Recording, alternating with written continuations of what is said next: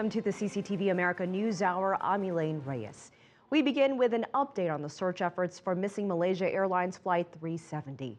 Friday, investigators moved their focus to a new area.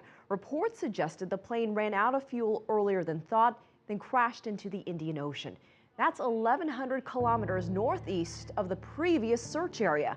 Some planes spotted floating objects in the new zone. CCTV's Andy Saputra joins us live from Kuala Lumpur with more. Andy. That's right. This is another stunning change.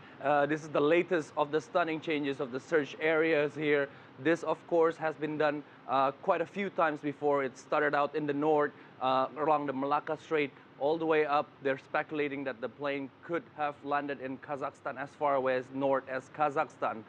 Now they have focused their search effort in the Indian Ocean, and yesterday's news have provided another turn around 1,100 kilometers, as you said, from the original search area.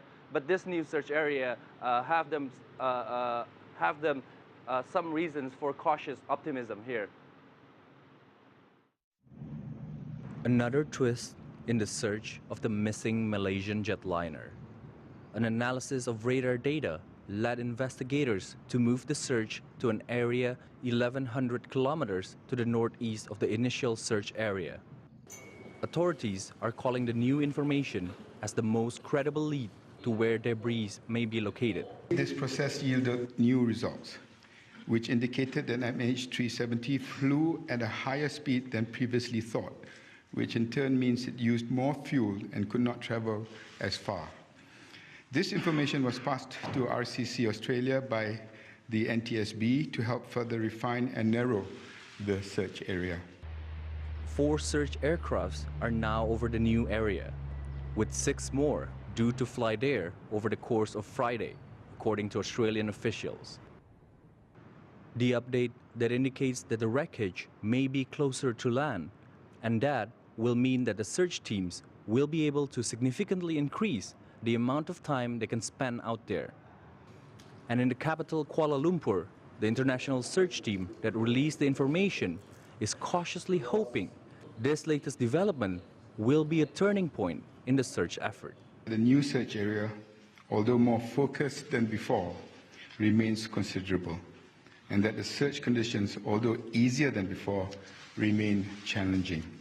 For the families of those on board, we pray that further processing of data and further progress in the search itself brings us closer to finding MH370.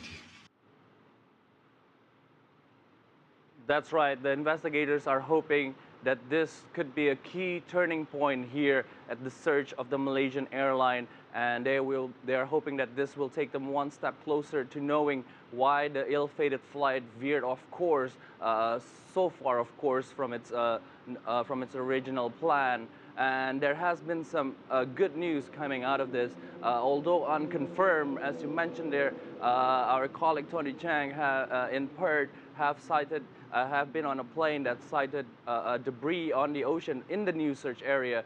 So this is what we're waiting for today, for the confirmation that this debris is actually coming from MH370. And if that is, it will be quite a big turning point in the search operation.